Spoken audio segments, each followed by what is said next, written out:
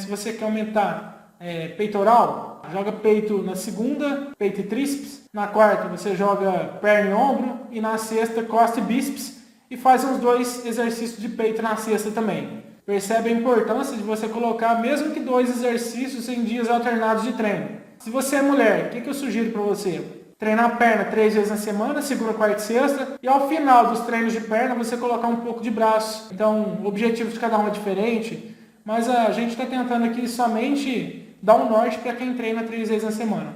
Então, joga quadríceps e adução e adutores na segunda, posterior e glúteo na quarta.